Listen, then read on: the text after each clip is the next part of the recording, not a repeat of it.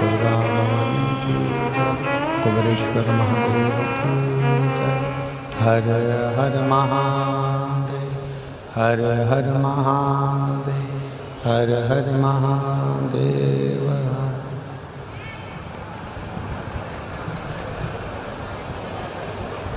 काशी विश्वनाथ गर्दानी त्रिकालदर्शी कैलाश विनाशी भगवान शिव जिनकी गर्दानी त्रिकालदर्शी विनाशी भगवान शिव जिनकी पुनीत पावन शिव महापुराण की कथा संपूर्ण विश्व के कल्याण हेतु बाबा देवादिदेव महादेव की कृपा से उनकी करुणा से श्रवण करने का सौभाग्य प्राप्त हुआ है। बाबा देवादिदेव महादेव भगवान शिव जो संपूर्ण विश्व के कल्याण करने वाले हैं,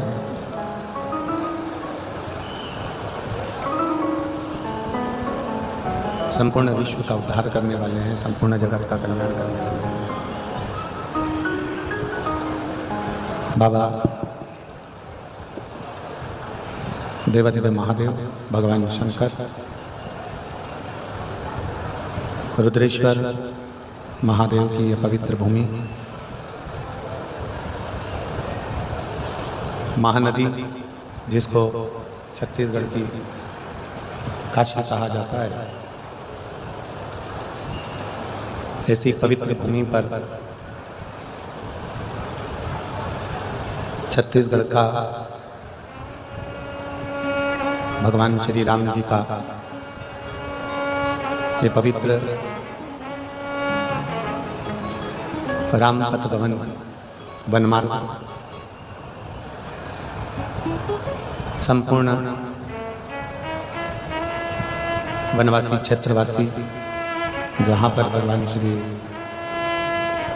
राम जी महाराज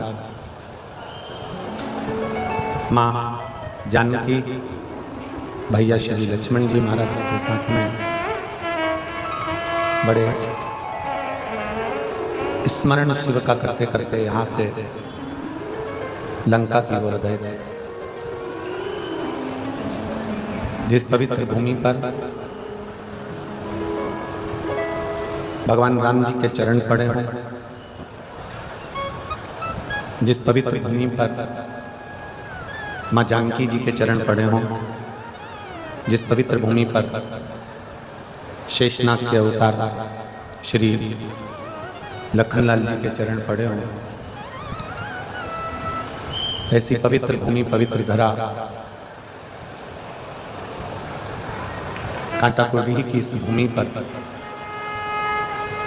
धमतरी जिले में आप और हम सभी मिलकर भगवान शिव की पवित्र कथा का लाभ ले रहे हैं। कथा के मुख्य यजमान के रूप में तो समस्त क्षेत्रवासी हैं, स्वयं रुद्रेश्वर महादेव हैं, एवं कथा के मुख्य यजमान के रूप में श्री दिनेश चंद्र प्रभा देवांगन, श्री दीपक लाखोटिया जी, श्री कोमल तुलसी पटेल जी, श्री रोहित मरकाम जी, श्री सुरेश सिन्हा जी इस कथा के मुख्य यजमान पद ग्रहण करे हैं। एक बार यजमान परिवार के लिए जोरदार ताली बजाकर स्वागत अभिनंदन। श्राद्ध पक्ष पितृपक्ष की ये पवित्र कथा जिसमें केवल एक देवादिदेव महादेव ही नहीं, पितृदेव और महादेव इन दोनों का आशीर्वाद आप और हमको मिल रहा है।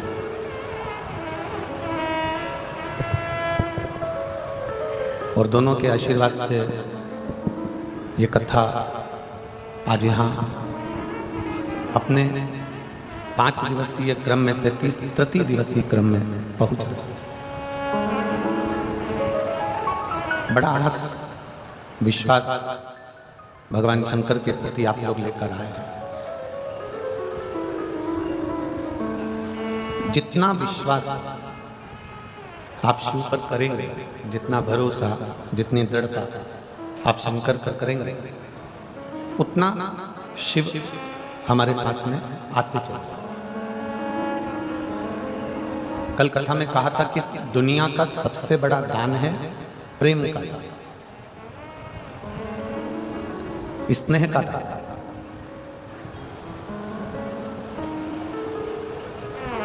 जैसे आप अन्न का दान करते हो तो अन्न प्राप्त होता है, धन का दान करते हो तो धन प्राप्त होता है। शिव पुराण की कथा कहती है प्रेम का दान करिए तो सामने वाले जीव से भी हमें प्रेम ही प्राप्त होगा। प्रेम का भी दान।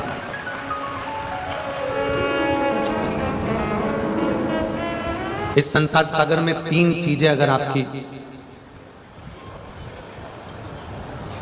सुधार कर रखोगे तो परमात्मा को मिलने में देरी नहीं लगेगी। 3 चीजें ऐसी हैं जो हमें खींच कर रखना पड़ती है, जो हमें खींच कर रखना पड़ती है तो परमात्मा की प्राप्ति होती है। एक नियत, दूसरी नीति और तीसरी नजर। जम के बोलो कौन कौन सी चीज है? पहले नंबर पर है नियत, दूसरे नंबर पर है नीति और तीसरे नंबर पर है नजर। व्यक्ति ये 3 चीजों को अगर सुधार ले, नियत, नीति और नजर को, तो समझ लो कि उसको परमात्मा प्राप्त हो गया, उसका जीवन सार्थक हो गया।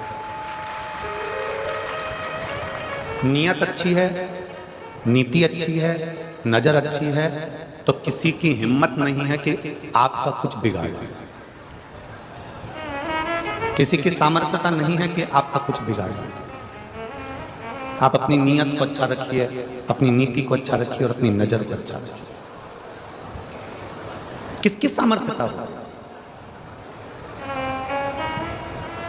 आप सही नियत से अगर कोई काम कर रहे हो, आप सही नियत से अगर कोई कार्य में लगे हो तो आपकी वो मेहनत रंग लाएगी। आप सही नीति से काम करोगे तो आपकी मेहनत रंग लाएगी। आप सही नजर से काम करोगे तो आपकी मेहनत रंग लाएगी। नीति, नियत और नजर, ये 3 अगर अच्छी है तो दुनिया का कोई व्यक्ति आपका बाल बांका नहीं कर सकता। आप उन्नति की सीढ़ी पर चढ़ते चले हो जाती है। हमने सोच लिया कि मेरे को ये बहुत मिल जाए, ये बहुत प्राप्त हो जाए, ऐसा हो जाए, वैसा हो जाए, तो फिर कहीं ना कहीं दुख झेलना पड़ता है। हमारी नीति गड़बड़ हो जाए। हमने विचार करा था कि मैं ऐसा करूंगा, मैं वैसा करूंगा, और तुम्हारी नीति सही नहीं बन पाई और उसमें तुम्हें कष्ट भोगना पड़ा, तो फिर तकलीफ है। नियत, नीति और नजर,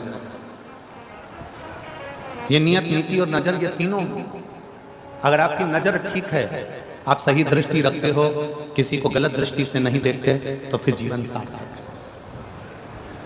रामायण कैसे हुई? महाभारत कैसे हुई? रामायण होने का कारण क्या था? स्त्री का सम्मान नहीं हो पाया, इसलिए रामायण हो गई। स्त्री का सम्मान नहीं हो पाया तो महाभारत हो गई। और आज भी इस कलिकाल में अगर नारी को सही सम्मान ना मिल पाए, नारी को सही स्थान ना मिल पाए, नारी को सही इज्जत ना मिल पाए, नारी का अगर सही आदर ना हो पाए, तो ऐसा लगता है कि आने वाला समय भी महाभारत और रामायण का रहेगा।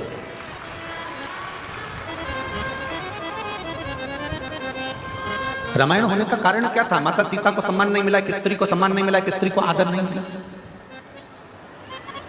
महाभारत होने का कारण क्या था? द्रौपदी को सम्मान नहीं मिल पाया, एक स्त्री का आदर नहीं हो पाया, एक स्त्री का सम्मान नहीं हो पाया,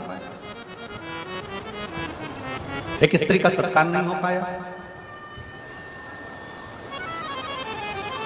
उसमें भी ये 3 चीजें बिगड़ी थी। रावण की नीयत बिगड़ गई थी, कौरवों की नीति बिगड़ गई थी, और जितने सभासद थे उनकी नजर बिगड़ गई थी। आप क्या देख रहे हो? आप क्या विचार कर रहे हो, क्या सोच रखते हो, क्या दृष्टि रखते हो, ये आपके ऊपर निर्भर करता है।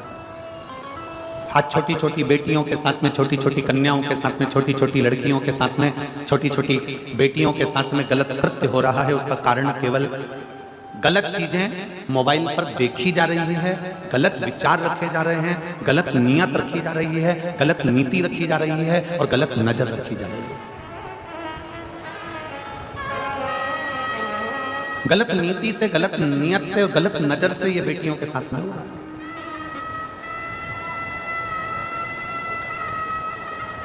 जो बेटियां अपने कंधे पर स्कूल का बैग भी सही से धारण कर कर नहीं जा सकती, वो इतनी इतनी सी बेटियों के साथ में गलत कृत्य हो रहा है। हमने पहले भी एक बार कथा में कहा था, उसके पीछे बहुत बवाल मचा था। हमारी बात का लोग विवाद बहुत जल्दी करते हैं। हमने पहले भी कहा था कि लंका का राजा रावण ने सीता को छुआ था। लंका के राजा रावण ने मां जानकी को छुआ और लंका लेकर गया। तो आज तक दशहरे पर, विजयदशमी पर पूरे भारत की भूमि पर रावण का पुतला जलाया जाता है। इस व्यासपीठ के माध्यम से मेरा इतना सा निवेदन है कि अब रावण को छोड़ो और जिस मोहल्ले में, जिस नगर में, जिस गांव में, जिस शहर में, जिस क्षेत्र में छोटी बेटियों के साथ गलत कृत्य हो रहा है, उनको लाकर चौराहे पर जला दिया है।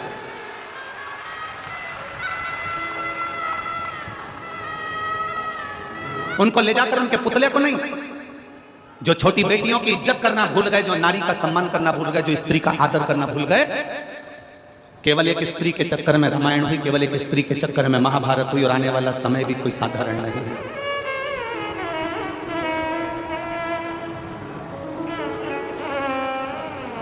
अपनी बेटी की रक्षा, अपने घर की स्त्री की रक्षा अपने को स्वयं करना, स्वयं, कोई दूसरा नहीं करेगा।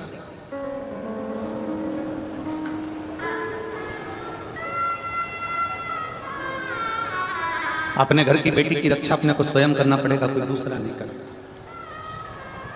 बेटी को अगर कॉलेज पढ़ने भेज रहे हो, बेटी को अगर स्कूल पढ़ने भेज रहे हो, तो निवेदन है अपने घर की बेटी को तलवार सिखाने भी जरूर भेजिए, एक भाला सिखाने भी जरूर भेजिए, डंडे चलाना भी जरूर भेजिए, कराटे चलाना भी जरूर भेजिए। उस बेटी को आत्मबल दीजिए।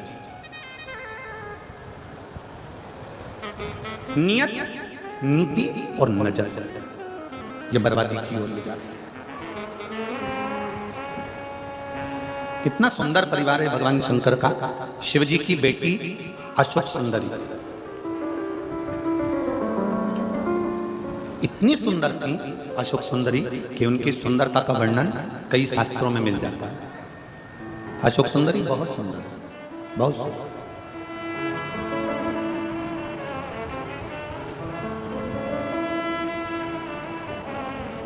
एक असुर राक्षस ने अशोक सुंदरी को देख लिया, बड़ी सुंदर थी, देख ली, और अशोक सुंदरी से कहा कि मैं तुमसे विवाह करना चाहता हूं। असुर कह रहा है, राक्षस कह रहा है, मैं तुमसे विवाह करना चाहता हूं।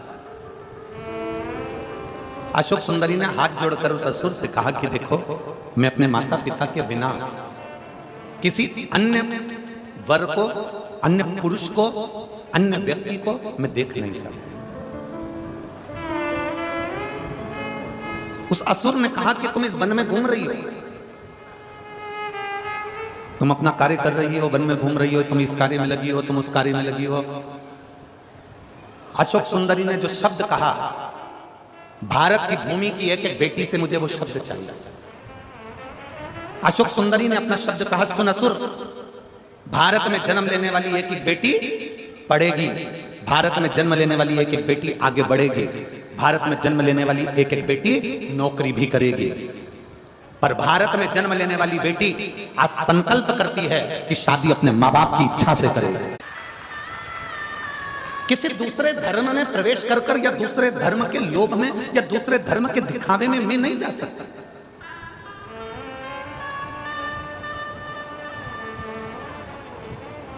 मैं दूसरे धर्म के दिखावे में नहीं जाऊंगी, मैं दूसरे धर्म के लोभ में नहीं जाऊंगी, मैं दूसरे धर्म के चक्कर में इधर उधर भ्रमण करने के लिए नहीं जाऊंगी। मैं दूसरे धर्म में प्रवेश नहीं करता। अशोक सुंदरी जैसी प्रबलता चाहिए, शंकर भगवान के बेटी जैसी प्रबलता चाहिए।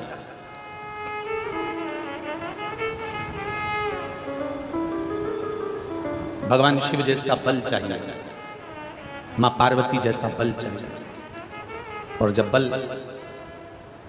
अपने भीतर बढ़ता है ना, तो दुनिया के लोग कांपते हैं। नियत सही रखिए, नीति सही रखिए और नजर सही रखिए। आप में से कई लोग ऐसे हैं, कई माताएं ऐसी हैं, कई मेरे जीजियां बेटी हैं, कई मेरे जीजा बेटे हैं, कई मेरी बेटियां बेटी हैं, कई मेरे बेटा बेटे हैं। मैं अपनी बेटियों को, अपने बेटाओं को, मेरी जीजियों को, मेरे जीजाओं को, मेरी माताओं को धन्यवाद देता हूं कि आप लाखों की संख्या में आए हो। पंडालों में जगह नहीं है, धूप में बैठे हुए हो, छाछा लगा लगा कर बैठे हो, पेड़ के नीचे बैठे हो, जहां तुमको जगह मिल जाए तुम वहां बैठे हो। आपसे केवल इतना सा निवेदन है कि यहां जितनी मेरी जीजियां बैठी हैं, जितने मेरे जीजा बैठे हैं, जितनी मेरी बेटियां बैठी हैं, जितने मेरे बेटा बैठे हैं, जैसे तुमने आज तक अपना नियम, अपनी नियत, अपनी नीति और अपनी नजर जैसे आज तक रखी है शंकर के प्रति, शिवालय में जाना, शंकर को जल चढ़ाना, बाकी के कोई फालतू प्रपंच में नहीं पड़ना। शिव जी के मंदिर जाना, झाड़ू लगाना, कोई फालतू प्रपंच में नहीं पड़ना। स्कूल जाना, अपनी विद्या अध्ययन करना, कोई फालतू प्रपंच में नहीं पड़ना। नौकरी पर जाना, अपना कार्य करना, कोई फालतू प्रपंच में नहीं पड़ना। ऐसा हमेशा के लिए बना करना, हमें अपना लक्ष्य चुनना, हमें अपना कार्य करना, हमें अपने लक्ष्य से दूर नहीं होना। हम अपने लक्ष्य से जिस दिन दूर हो जाएंगे उस दिन हमारे लक्ष्य तक नहीं पहुंच पाएंगे। यहाँ जितने बेटे बैठे हैं ना, और जितनी बेटियां बैठी हैं, उनसे निवेदन करूंगा, अपनी मेहनत को इतना बढ़ा लो, अपने कर्म को इतना बढ़ा लो, जिस विद्याध्ययन को कर रहे हो उसको चोग ना बढ़ा लो, इतना पढ़ो कि तुमने जो सोचा है और तुम्हारे माँ बाप ने जो सोचा है उनका स्वप्न पूरा हो जाए।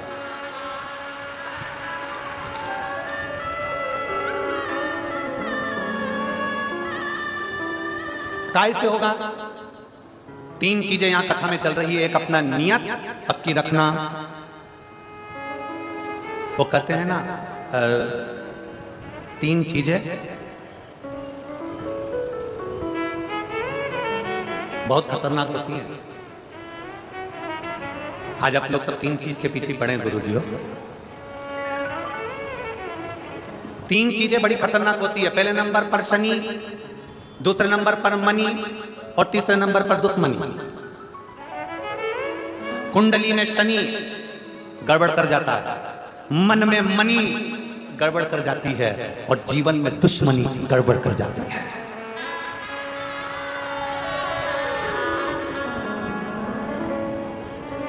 शनि कुंडली में अगर आकर बैठ गया तो वो गड़बड़ करेगा ही। शनि कुंडली में आकर बैठ गया तो वो तकलीफ देगा ही। मनी बाहर रहे, मन में नहीं। मनी पैसा जिस दिन मन में आकर बैठ गया ना, मनी जिस दिन तुम्हारे दिल में आकर बैठ गई, मनी जिस दिन तुम्हारे हृदय में आकर बैठ गई, तो तुम्हें बर्बाद कर कर ही छोड़ेगी, बर्बाद कर कर ही छोड़ेगी। और तीसरे नंबर पर है दुश्मनी। दुश्मनी बाहर रखो, थोड़ी प्रेम के वश रखो, समाप्त करो। शनि, मनी और जम जम के बोलो जरा, थोड़ा सा। शनि कुंडली में आएगा तो तकलीफ देगा। मनी अगर मन में आकर बैठ गई, लक्ष्मी तुम्हारे मन में आकर बैठ गई, इसलिए कहते हैं लक्ष्मी को, धन को तिजोरी में रखो, लक्ष्मी को, धन को लाकर में रखो, लक्ष्मी को, धन को आपके घर की अलमारी में रखो। लक्ष्मी और धन को, मनी को दिल में मत आने दो। पैसा जिस दिन तुम्हारे मन में आकर बैठ जाता है उस दिन व्यक्ति को पागल कर देता है। पैसा जिस दिन तुम्हारे मन में आकर बैठ जाता है उस दिन से तुम्हें नींद आना बंद हो जाती है। पैसा जिस दिन तुम्हारे मन में आकर बैठ जाता है उस दिन से तुम्हारी जिंदगी नरक सी हो जाती है, क्योंकि तुमको सोच ही नहीं पाते, केवल लक्ष्मी, मनी मनी मनी, धन धन धन को सोच रहा है। शनि, मनी और जम के बोलो जरा, दुश्मनी। बचने का प्रयास करिएगा। दुश्मनी जीवन में ना हो, सम्मुखता में ना हो। तुम्हारी देवरानी से, तुम्हारी जेठानी से, तुम्हारे रिश्तेदार से, तुम्हारे नातेदार से, तुम्हारे कुटुंबियों से, तुम्हारे परिवार से, तुम्हारे नगर में, तुम्हारे क्षेत्र में, सब जगह पर तुम्हारा प्रेम जागृत होना चाहिए। प्रेम जागृत होना चाहिए। जब हम इस गांव में कथा करने के लिए आ रहे थे तो आते आते हमको वहाँ सीहोर में सूचना मिली कि कथा जो लिए हैं तो कहा कि गांव के लोग, नगर के लोग सहयोग नहीं करें। तो हमने समीर जी से कहा कि दुनिया में ऐसा कोई गांव नहीं और दुनिया में ऐसा कोई नगर नहीं कि वो धर्म के कार्य में कभी सहयोग ना करता। कोई गांव नहीं है और ऐसा कोई नगर नहीं है। बस हमारा इतना सा कहना है कि उस व्यक्ति से कहो कि अपने दिल में मनी को ना घुसे। मनी अगर दिल में है तो तेरी जिंदगी बर्बाद कर देगी। अगर मनी तुझे भगवान ने दी है तो उसको सत्कर्म में, सत्कर्म की पूंजी को लगाने का प्रयास करे तो जिंदगी को आनंदमय कर दे। और आज हो क्या रहा है, कांटाकुटीही का, धमतरी जिले का एक एक बच्चा, एक एक व्यक्ति इस छोटे से गांव की कथा को सफल बनाने का अथक प्रयास कर रहा है, अथक प्रयास कर रहा है। एक एक बच्चा लगा है, गांव का एक एक छोटे से छोटा बच्चा, एक एक बहन, एक एक जीजी इस कथा को सफल बनाने का प्रयास कर रही है कि हमारे गांव की कथा है, हमारे नगर की कथा, कि हमारे गांव की कथा है, हमारे नगर की कथा है। एक एक क्षेत्र का व्यक्ति, पूरी धमतरी जिले का व्यक्ति इस कथा को सफल बनाने में लगा हुआ। जो इस कथा से नहीं भी जुड़े थे वो भी अब खड़े होकर इस कथा को सफल बनाने का प्रयास कर रहे हैं कि कैसे भी ये कथा किसी भी रूप में सफल हो जाए। सफल हो। मनी, पैसा मन में मत आने दो। अगर ये मनी, ये पैसा तुम्हारे मन में आ गया तो ये तुम्हारी जिंदगी को बर्बाद कर देगा। बर्बाद।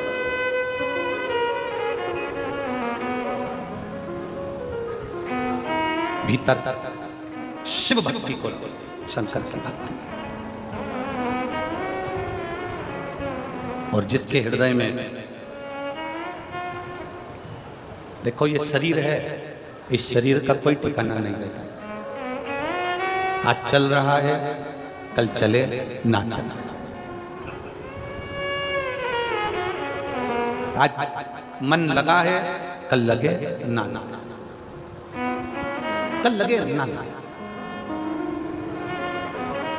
पूरी जिंदगी ऐसे ही निकल जाती है। बचपन होमवर्क में निकल जाता है। बोलो बोलो, जम के बोलो। बचपन, जम के बोलो जरा, होमवर्क में निकल जाता है। जम के बोलो जरा, बचपन होमवर्क में निकल जाता है। जवानी होम लोन में निकल जाती है। पर का शिवलिंग जरूर मिलेगा क्योंकि ये भूमि उसी शिव की है। और केवल भारत से मतलब नहीं कि भारत खोद कर देखिए, तुम्हारी मर्जी पड़ा। जिस देश को खोद कर देखोगे, जमीन को, जिस देश की मिट्टी को खोद कर देखोगे, उसमें से शिवलिंग ही निकलेगा, शंकर ही निकलेगा,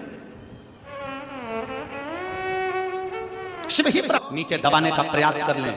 दुनिया के लोग कितना भी हिंदू धर्म को नीचे दबाने का प्रयास कर लें, ये सनातन धर्म, मट्टी भी खोदोगे तो सनातन ही निकलेगी, और अगर जल भी निकालोगे तो सनातन ही निकलेगा। और हर व्यक्ति के जीवन में सनातन धर्म ही प्रकट होता है, कितना भी उसको बर्बाद करने की सोच। और सोचा, अभी अभी आप लोग टीवी पे न्यूज देख रहे होंगे कि तिरुपति में, तिरुमाला में, तिरुपति के उस पवित्र मंदिर में अष्ट वैकुंठ में से एक वैकुंठ है तिरुपति बालाजी। भू वैकुंठों में से, पृथ्वी पर 8 वैकुंठों में से एक वैकुंठ माना जाता है तिरुपति बालाजी को। अष्ट वैकुंठ में से एक वैकुंठ तिरुपति बालाजी के उस मंदिर में केवल उसका अधिपति बनाकर, उस ट्रस्ट का अधिपति बनाकर एक क्रिश्चियन को बिठा दिया। और उसने क्या करा कि लड्डू जो प्रसादम बनता है, उस प्रसादम में देखा जाए तो उसमें कहीं मछली का तेल, कहीं भी ना जाने क्या क्या उसमें डाल दिया गया। और आज पूरे भारत में बवाल मचा हुआ है। क्या होगा? ज्यादा से ज्यादा उसको कुर्सी से उतार दोगे? क्या होगा? ज्यादा से ज्यादा उसको नीचे पटक दोगे? क्या होगा? ज्यादा से ज्यादा उसको सजा दे दोगे? क्या सजा?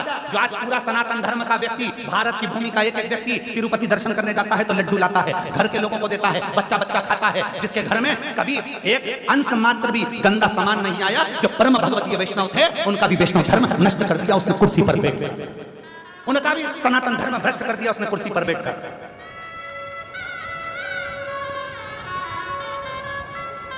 इसीलिए सनातन धर्म बार बार कहता है कि मंदिर बड़े बनाना तो उसके साथ में गौशाला 4 चौगनी बड़ी बनाना। क्यों? क्योंकि अगर मंदिर की गौशाला होती, मंदिर की गौशालाएं होंगी, बड़ी बड़ी गौशालाएं होंगी, तो मंदिर में जो गाय माता का दूध आएगा, उस गाय के दूध से घी बनेगा। घी बनेगा तो कितना भी लड्डू बना लो, उसमें गाय का घी चलता रहेगा। आपसे भी निवेदन है, अपने मोहल्ले में, अपने नगर में बड़ी बड़ी गौशाला बनाने से अच्छा है तुम्हारी जो सोसाइटी है, तुम्हारी जो कॉलोनी है, उस कॉलोनी में कितने लोग रहते हैं? तुम्हारी कॉलोनी में 25 लोग रहते हैं। तुम्हारे घर में जगह नहीं है गाय रखने की, तुम्हारे घर में जगह नहीं है गौ माता रखने की, तुम्हारी कॉलोनी में 25 लोग रहते हैं, तो एक जगह अलग से प्लाट किराए से लो, उसमें टीन लगाओ और उसमें 25 घर हैं, तो 25 घर की 25 गाय एक छोटी सी कॉलोनी में रखिए, उन 25 गाय का पालन करो, पोषण करो, एक व्यक्ति लगा लो, तनख्वाह दो, सब कुछ करो, और 25 गाय का जो दूध आए वो 25 घर में जाए। 25 गाय का दूध 25 घर में जाएगा, घी असली मिलेगा, तुम्हें गाय का दूध असली मिलेगा, गाय का गोबर असली मिलेगा, और गौमूत्र असली मिलेगा, और गाय की सेवा असली मिलेगी। तो हमारा भारत भी संवरेगा और हमारा राष्ट्र का उत्थान भी होगा। ये भारत भी संवरेगा और राष्ट्र का उत्थान होगा। गौ माता को तो पीछे हटा दिया, गौ माता को तो दूर कर दिया, क्या होगा? आज तिरुपति में जो लड्डू में मिलाया गया, वैष्णव परिवारों का जो धर्म नष्ट कर दिया गया, क्या हो? बड़े बड़े मठ मंदिरों से इन अधर्मियों को नीचे उतार दो और किसी सनातन धर्म का विद्वान को पीठ पर बिठाओ, तब राष्ट्र का उत्थान होगा, तब राष्ट्र का उत्थान होगा। क्या देख रहा है? क्या होने वाला है उनका? उतार दोगे कुर्सी से नीचे, पटक दोगे नीचे, सजा भी दे दोगे थोड़ी बहुत, क्या दोगे? क्या सजा दोगे? इतने सारे भारतीयों का दिल दुखाया, उसकी क्या सजा हो सकती है? इतने सारे सनातनियों का दिल दुखाया, उसकी क्या सजा हो सकती है? केवल कुर्सी से उतार दोगे? केवल नीचे उतार दोगे? केवल थोड़ी बहुत सजा दे दोगे? क्या सजा हो सकती है? उसकी केवल एक मूल, सबसे मूल एक ही चीज हो सकता है कि आने वाले समय में सनातन धर्म को रक्षा करने के लिए सनातन धर्म का रक्षा का एक बोर्ड बनाया जाए, जिससे सनातन धर्म की रक्षा हो जाए और पूरा मठ मंदिर सब सनातन धर्म की रक्षा के अंतर्गत आ जाए। उसको संवारो, उसको सुधारो।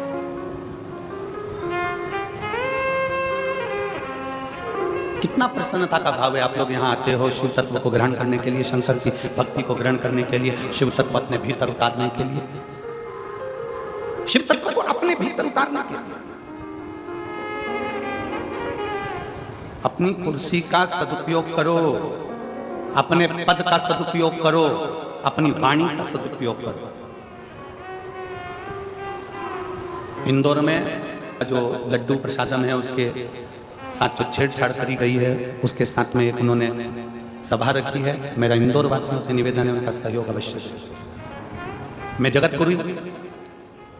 जगत गुरु शंकराचार्य श्री अभिमुक्तेश्वरानंद जी महाराज के चरणों को नमन कर प्रणाम कर कहता हूं कि उन्होंने अपनी वाणी से, जैसे ही उनको सूचना मिली और उन्होंने अपनी वाणी से कह दिया कि एक एक मठ मंदिर के प्रसाद को हम स्वयं चेक करवाएंगे और एक एक मठ और मंदिर को सनातन धर्म के अनुकूल बनाने का प्रयास करते हैं। मैं परम पूज्य जगत गुरु शंकराचार्य अभिमुक्तेश्वरानंद जी के पवित्र चरणों को नमन करता हूं, जिन्होंने अपनी वाणी से इस शब्द को कहा।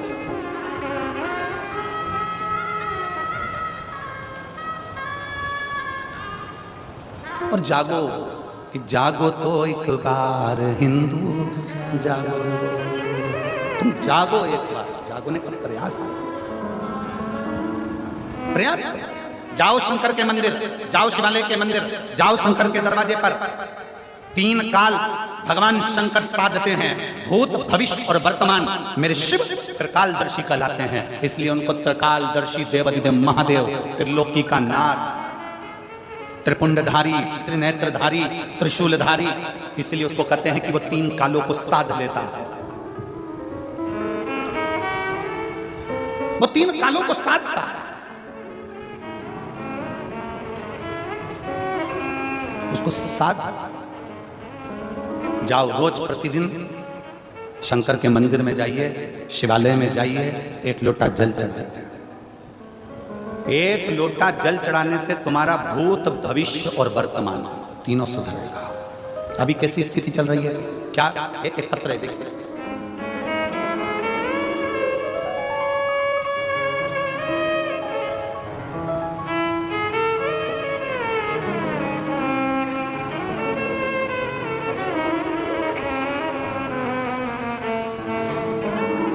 मैं लक्षंतीन बाई निषाद, बाग बहारा जिला महासमुंद छत्तीसगढ़ की निवासी हैं। पत्र को एलईडी पर पढ़ सकते हो, आस्था चैनल पर पढ़ सकते हो। मैं लक्ष्मी बंतिन बाई निषाद, बाग बहारा जिला महासमुंद छत्तीसगढ़ की निवासी हूँ। कहीं बैठी हो तो हाथ हिला सकते हैं, अगर कहीं बैठी हो तो हाथ हिला सकते हैं, और बैठी हो तो एक बेलपत्री लेने के लिए यहाँ आ सकते हैं। मेरी बेटी लीना निषाद, उम्र 28 वर्ष, बचपन से मानसिक रूप से थोड़ी सी अस्वस्थ है। उसे बीते 10 साल से मिर्गी का दौरा आना प्रारंभ हो गया। 10 साल से उसको मिर्गी का दौरा आ रहा है। मेरी बेटी परेशान हो गई। हम डॉक्टरों को दिखाए, डॉक्टरों ने कहा इसका शरीर ऐसा है कि इसको मिर्गी का दौरा आएगा। एक दिन में 4 से 5 बार मिर्गी का दौरा आने लगा। एक दिन बड़ी बेटी ने कहा, माँ टीवी पर, मेरी बड़ी बेटी ने कहा, माँ टीवी पर गुरुजी की कथा आती है, आप कथा सुनो और शिव जी का चढ़ा जल पिलाओ। गुरुजी, मैंने कथा सुनना प्रारंभ किया, कथा देखती थी, सबके पत्र आप पढ़ते हो और सीहोर के रुद्राक्ष के जल की बड़ी बड़ी बीमारी ठीक हो जाती है, यह वर्णन करते। गुरुजी, मैंने टीवी पर ही कथा सुनते हुए खूब रोई और बाबा से मन्नत किया, बाबा मेरी बेटी को ठीक कर दीजिए, मैं बेटी को लेकर प्रणाम करने कुबरेश्वर धाम सीहोर आऊंगा। मैं रुद्राक्ष लेने फरवरी 2023 में रुद्राक्ष महोत्सव में सीहोर गई, लेकिन बहुत ज्यादा भीड़ होने की वजह से मुझे रुद्राक्ष नहीं मिला। बहू से मिन्नत करके बाद में खाली हाथ ही लौट पड़ा। उस दिन वहां से रोती हुई बाबा को बोल कर आई, बाबा मुझे रुद्राक्ष तो नहीं मिला, अब आगे मेरी बेटी को आप ही संभालें। मैं रोज मंदिर जाती और शिव जी को जल चढ़ाकर बेलपत्र अपनी बेटी को देना प्रारंभ किया। कुछ समय बाद मैं बाबा का क्या वर्णन करूं, मेरी दूसरी बेटी सीहोर जाकर रुद्राक्ष लेकर आ गई और वो रुद्राक्ष मुझे दिया। रुद्राक्ष को मैं रात को पानी में भिगो देती और सुबह शिव जी को चढ़ाकर वो जल मैंने अपनी बेटी को पिलाना प्रारंभ करा। जो 10 साल से मिर्गी का दौरा उसको आ रहा था, आज बाबा की कृपा से पूरा 1 साल हो गया, उसको मिर्गी का एक भी झटका नहीं आया। जो दिन में 3 से 4 बार मिर्गी का झटका आता था, 1 साल से मेरी बेटी को एक भी मिर्गी का झटका नहीं आया। मैं बाबा को यहाँ प्रणाम करने के लिए आई हूँ। एक लाइन अच्छी लिखी है, आप और हम सब मिलकर देखकर ट्रेन रुक जाती है, बस स्टैंड देखकर बस रुक जाती है, हेलीपैड देखकर हेलीकॉप्टर उतर जाता है, शिव महापुराण की कथा होती देखकर मेरा महाकाल उतर जाता है। चूने से बना हुआ हेलीपैड, चूने से बना हेलीपैड देखकर हेलीकॉप्टर नीचे उतर जाता है। जहां शंकर की कथा होती है उस भूमि पर मेरा काल अधिपति महाकाल राजा मेरा शिव 5 दिन के लिए भूमि पर उतर जाता है।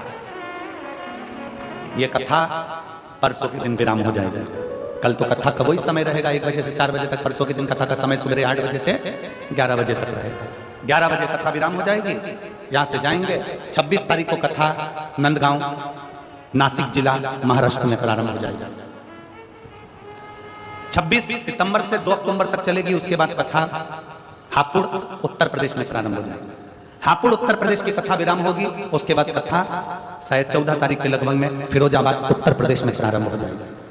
कथाओं का क्रम चालू है, ये मान कर जाइए। कथा के पंडाल में जब बैठो, कथा के पंडाल में जब जाओ, भले थोड़ा परिश्रम लगेगा, धूप लगेगी, परेशानी हो सकती है, पैदल चलना जा सकता है, गाड़ी से जा सकते हो, गाड़ी भी ट्रैफिक में रहेगी, पर यह विश्वास मानकर जाना कि मैं पंडाल में बैठकर कथा सुनूंगी, मेरा महाकाल मेरे घर में आकर विराजमान होगा और मेरा दुख जरूर काटेगा। और खाली न जाता कोई दर से तुम्हारे, खाली न जाता कोई। शिवाय नमस्तुभ्यं, श्री शिवाय नमस्तुभ्यं। भोला सब दुख काटो, ओ भोला सब दुख काटो। शिव शंकर जपूं तेरी माला, भोले बाबा जपूं तेरी माला। भोला सब दुख काटो हमारा, ओ भोला सब दुख काटो हमारा। वे प्रकट होकर नख को तोड़कर ब्रह्मा जी के सिर को काटा और सृष्टि का क्रम प्रारंभ होता। सती मैया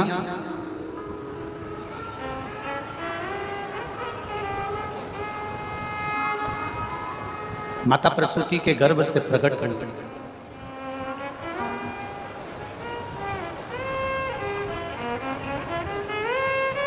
बाबा देवादिदेव महादेव के साथ में उनका मंगल विवाह हुआ। पिता के घर में भगवान देवादिदेव महादेव के रोकने पर भी ना रुकी और चली गई। अपमान माना। महापुराण की कथा कहती है कि ऊंचा महल, बड़ा मंदिर, ऊंचा महल देखा, बड़ा घर देखा, बहुत बड़ा बंगला देखकर किसी की हम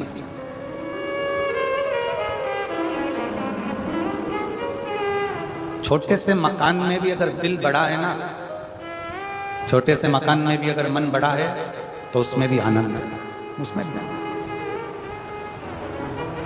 हम रिटर्न बढ़ाई थे। हम ये कांटा कोडी इस ग्राम में जहाँ रुके हैं चौधरी जी के घर पर, पूरा परिवार उस मकान को खाली कर कर दूसरे मकान में चला गया।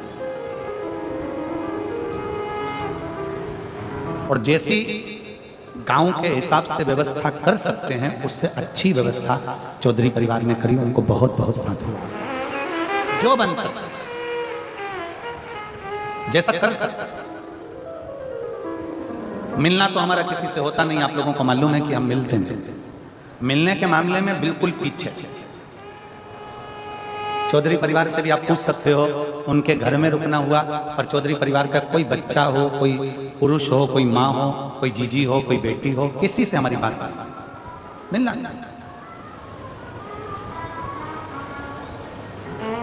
और तो और जो जजमान लोग कथा करा रहे हैं उसमें चाहे वो जो पांचों जजमान हैं, इन लोगों को तो हम ये एक हैं लाखोटिया जी, ये तो हमको 2 बार मिल चुके हैं। पर ये दिनेश चंद्र प्रभा देवांगन जी हुए, कोमल तुलसी पटेल जी हुए, रोहित मरकाम जी हुए, सुरेश सिन्हा जी हुए, इनका तो हमने देखा भी।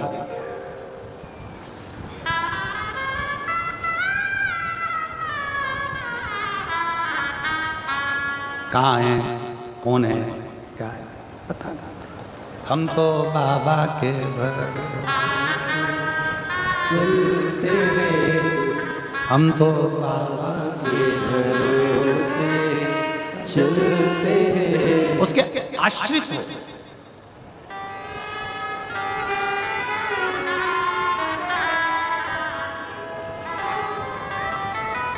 यजमान बने हो, कथा में बैठे हो, और आप जितने इस पवित्र प्रांगण की पंडाल में बैठकर कथा सुन रहे हो, हम तो भोलेनाथ जी से केवल इतनी प्रार्थना करते हैं कि ये जितने भी हैं अगर दिल से आपकी सेवा में लगे हैं ना बाबा, तो दिल से इनकी झोली भी खुशियों से भर दो। दिल से अगर लगे हैं, दिल से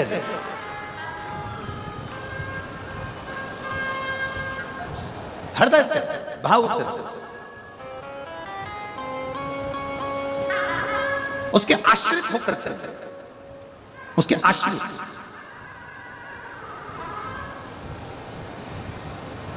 सती मैया को समझाया था भगवान शंकर ने, मत सती नाम, सती मानी नहीं।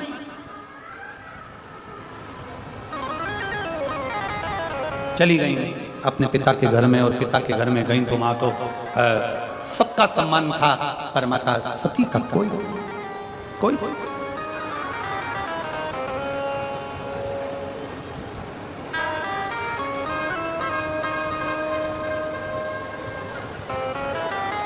सब बहन भी आई, पर बहन सती माता से नहीं मिली, भाई भी सती माता से नहीं मिले, परिवार का कोई सदस्य सती माता से नहीं, कोई सदस्य। केवल एक माँ प्रसूति अपनी बेटी सती से, केवल पिता भी अच्छे से नहीं। मेरी जीजियों, मेरी बेटियों, मेरी माताओं, मेरे भाई, मेरे बंधु, मेरी शिखा,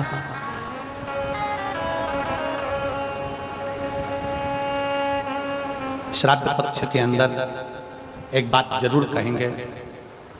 संसार की प्रत्येक माँ भगवान से प्रार्थना करती है कि मेरी गोद में मेरा बच्चा खेले। दुनिया की ऐसी कोई माँ नहीं है जो भगवान से प्रार्थना नहीं करती कि मेरी गोद में मेरा बच्चा ना खेले। संसार की प्रत्येक माँ भगवान से प्रार्थना करती है कि मेरी गोद में मेरा बच्चा खेले। पितृपक्ष में, श्राद्ध में जितने बेटे हैं जिनको माँ ने अपनी गोद में खिलाया है, वो बेटे भगवान से प्रार्थना करना कि जब माँ बूढ़ी हो तो हमारे घर में रह ले।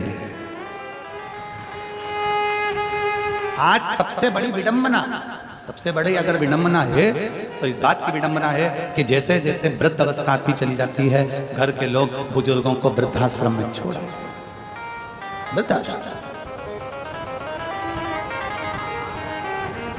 हर माँ ये चाहती है कि बच्चा मेरी गोद में खेले, उसी तरह हर बेटे को चाहिए कि मेरी माँ मेरे घर में रह ले, मेरी माँ मेरे घर में रहे।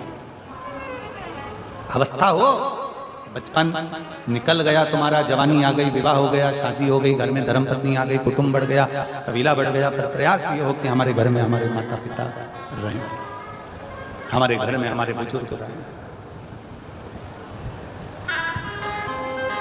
और जिस घर में माँ बाप की इज्जत नहीं होती, जिस घर में माँ बाप की इज्जत नहीं होती, उस घर में देखना कभी बरकत नहीं होती, उस घर में देखना कभी बरकत नहीं होती, जिस घर, उस घर में देखना कभी बरकत नहीं होती।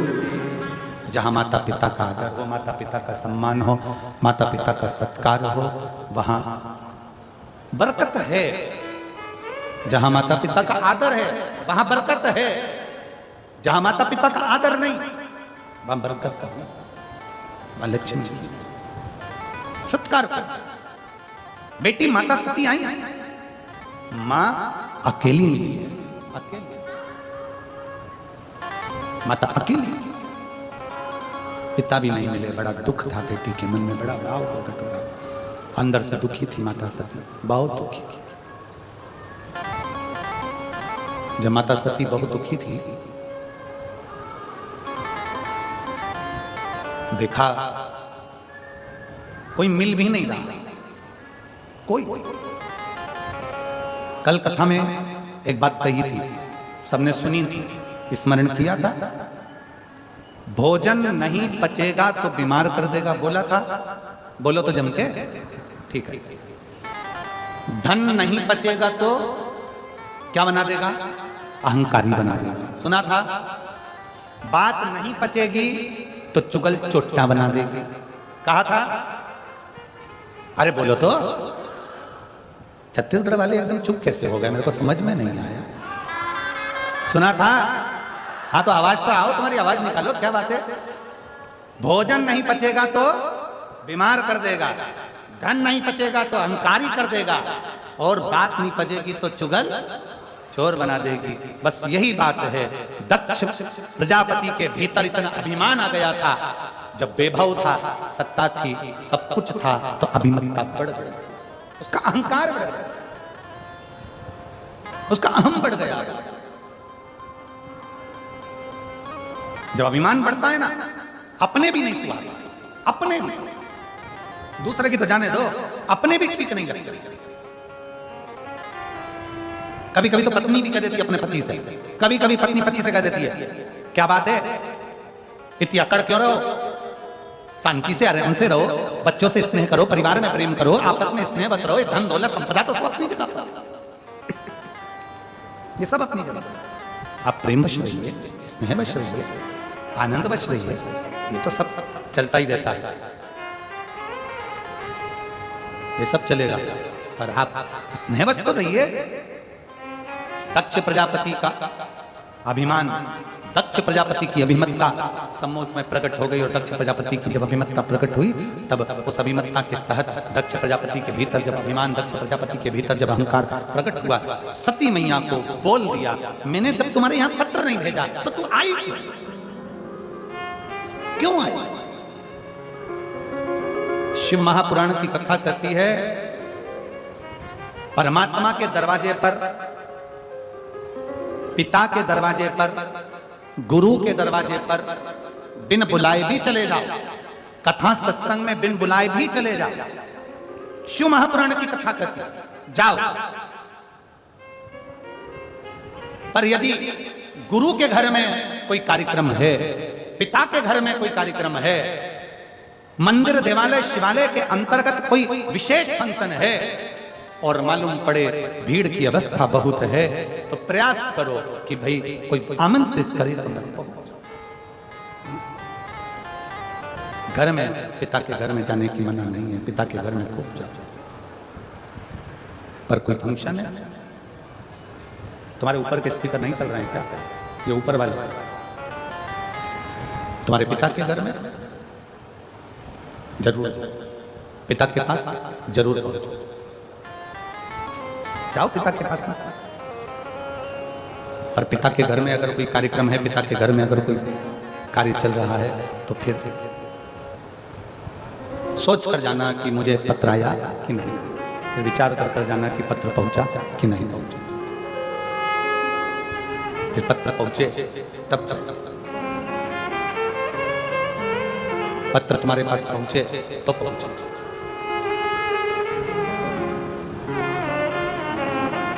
गुरु घर में कार्यक्रम है, तुम्हारे पास में जब कोई कार्यक्रम ना रहे तब जरूर जाओ, पर गुरु के घर में अगर कोई फंक्शन है, कोई कार्यक्रम है, तो बिना पत्र के फिर ना जाओ, फिर ना जाओ। सती मैया पहुंची यज्ञ की अग्नि में, सती माता जलकर बस यज्ञ किया। क्रोध आया भगवान शंकर को, और इतना क्रोध भगवान शिव जी को आया। भगवान शंकर को इतना क्रोध भगवान शिव को आया कि शंकर भगवान क्रोध में आकर उपद्रव करते। केश थोड़ा, वीरभद्र को भेज दिया, जाकर पूरी यज्ञशाला को विध्वंस कर, पूरी यज्ञशाला विध्वंस कर दी जाए। यज्ञशाला विध्वंस हो गई, दक्ष प्रजापति का सिर कटा, अग्नि में जाकर गिर गया, अग्नि में गिरा। हाहाकार मच गया, यजमान का सिर कट गया, यजमान का सिर कट गया। यज्ञ कौन कराया?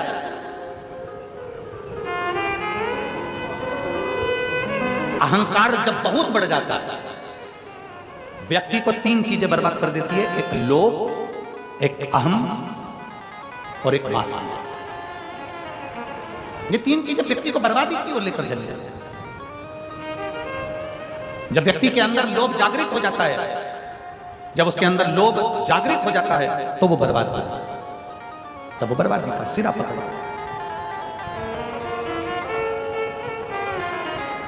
थोड़ा दूर रहिए, थोड़ा। देवताओं ने आकर भगवान शंकर से विनती करी, भोले बाबा इस यज्ञ को पूर्ण कराइए। शंकर भगवान ने कहा, दक्ष प्रजापति का तो सिर कट के अग्नि में गिर गया, दक्ष प्रजापति का सिर जब अग्नि में चले गया तो यज्ञ कैसे पूर्ण होगा? आप सब कुछ कर सकते, जो कोई नहीं कर सकता वो आप कर सकते, आप कर सकते। भगवान देव अधिदेव महादेव भगवान शंकर को पूर्ण परमेश्वर कहा गया। पूर्ण परमेश्वर, पूर्ण परमेश्वर का मतलब है जो दुनिया में कोई ना कर पाता, जो दुनिया में कोई ना कर सके, वो मेरा देव अधिदेव महादेव कर सकता है, जो कोई ना कर। कोई। एक पत्र है, देखो,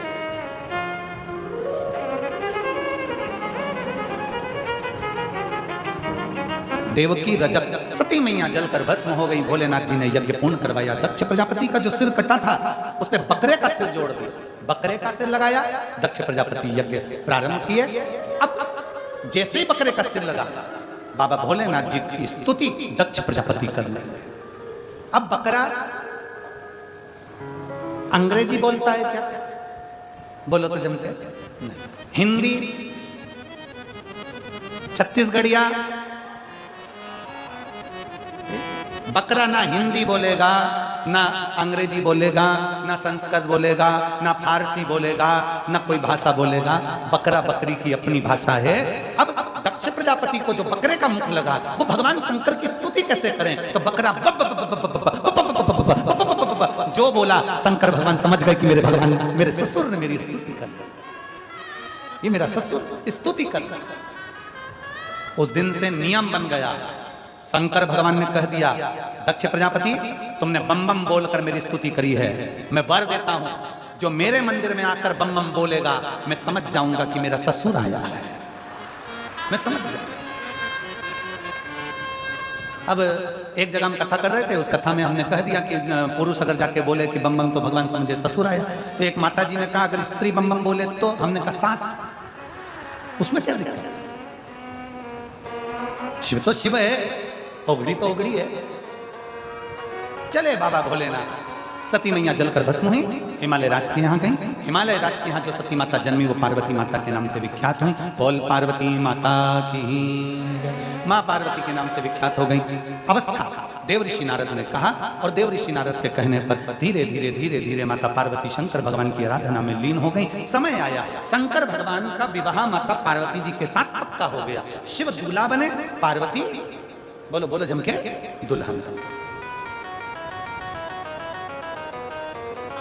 हमारे मध्य प्रदेश में दूल्हे को बना कहते हैं और दुल्हन को बनी कहते हैं। छत्तीसगढ़ में यहां पर भी बोलते होंगे ना बन्ना बन्नी। अरे बोलो तो जम के बोलते हैं। शादी में रात को मेरी जीजियां ढोलक पीट पीट के गाती हैं, बन्ना जी बन्ना जी बन्ना जी बन्नी जी बन्नी जी बन्ना जी, दिल्ली जाना जी, वहां से लहंगा लाना जी। ऐसा गा रहे दूल्हे को बना, दुल्हन को बनी। क्यों कहते हैं बना जी बना जी बना जी? लड़के क्या कहते हैं बना जी, और लड़की क्या कहते हैं बनी जी। दोनों को चिल्ला चिल्ला कर कहते हैं बना जी बनी जी, दोनों को कहते हैं। दूल्हे को इसलिए कहते हैं कि जैसी भी मिले बनाकर चलना जी, इसलिए बना जी। और दुल्हन को कहते हैं बनी जी, कितनी भी लड़ाई हो वहीं बनी रहना, झगड़ के मायके मत आना, तो बनी। दूल्हा को कहते बना और दुल्हन को कहते बनी, और दोनों में ही नहीं बनी तो काय का बना और काय की बनी। बने तो समझो बना और बना।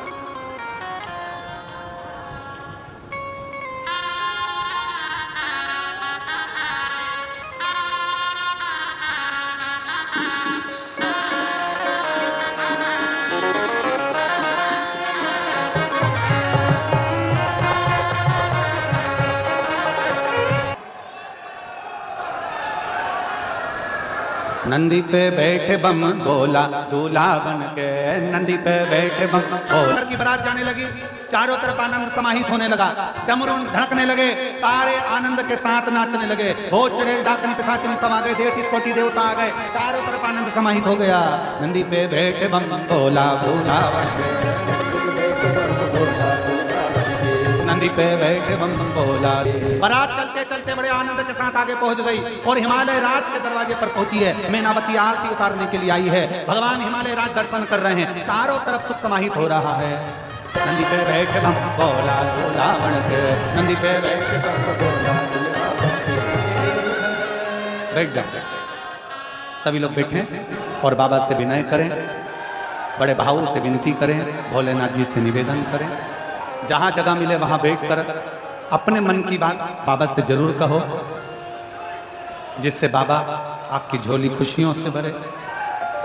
बाबा को दिल से प्रार्थना करें। सभी लोग साथ में बोलेंगे, प्रेम से बोलेंगे, आपकी आवाज हम तक पहुंचे और अपनी सबकी आवाज शिव तक पहुंचे।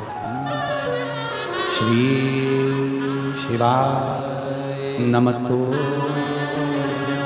श्री शिवाय नमस्तु, श्री शिवाय नमस्तु, श्री शिवाय नमस्तु, श्री शिवाय नमस्तुभ्यं भोला सब दुख काटो हमारा, ओ भोला सब दुख काटो हमारा।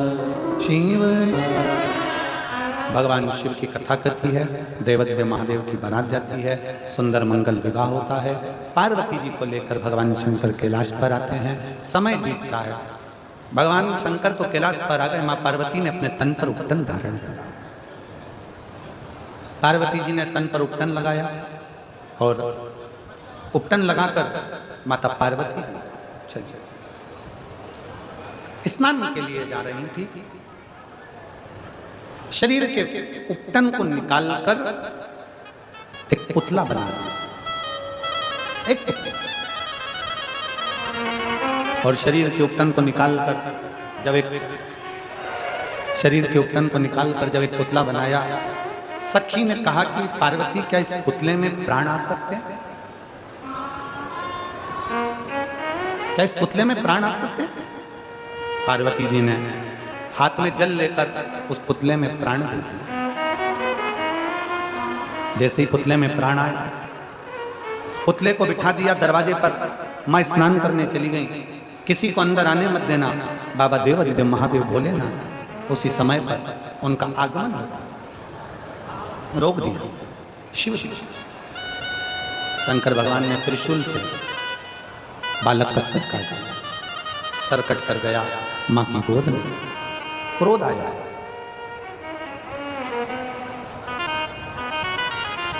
अगर ये बालक जीवित नहीं हुआ तो पूरे ब्रह्मांड को तोड़ दूंगा, पूरे ब्रह्मांड को। शंकर भगवान ने रुद्रगणों को भेजा, जाओ कि चकित भय सुन के कैलाशी, करूं जीवित में अविनाशी। गणों से यों बोले वाणी, शीघ्र ही लाओ कोई प्राणी, जिसे भी पैदा तुम पाओ, मनुष्य या पशु हो ले आओ। तुरंत बन जाए शीश गज पाए, दिया जुड़वाए और खुशी की माने सुत धन की, गजानंद असुर निकंद। एक हथनी अपने बच्चे से पीट कर सो रही थी, उसका शीश बालक के धड़ पर जोड़ दिया। सारा वर आशीर्वाद देवताओं ने दे दिया, और तभी भगवान शंकर ने उन्हें गणों का अध्यक्ष बना दिया, जिनका नाम भगवान श्री गणेश। बोल गणेश जी महाराज की। भगवान श्री गणेश जी महाराज आ रहे हैं, जोरदार ताली बजाकर स्वागत करिए। भगवान शंकर, भगवान माँ गौरा पार्वती के साथ श्री गणेश जी महाराज। भगवान श्री गणेश जी महाराज पधारे बड़े प्रेम से। 5 दिवसीय शिव महापुराण की कथा कांटाकुर्डी छत्तीसगढ़ के इस वनवासी क्षेत्र में चल रही है। लाखों की संख्या में आप पहुंचे हो, पंडालों में जगह नहीं है। आपका स्नेह इस वनवासी क्षेत्र के लिए जो हुआ है उसके लिए बहुत बहुत धन्यवाद। आस्था चैनल के माध्यम से, फेसबुक यूट्यूब के माध्यम से जो लोग भी इस वनवासी क्षेत्र के लिए जो सहयोग आनंद दे रहे हैं भोजन भंडारे में, आपकी सहयोग राशि जो ऑनलाइन पहुंच रही है टीवी चैनल के माध्यम से, उनको बहुत बहुत धन्यवाद है।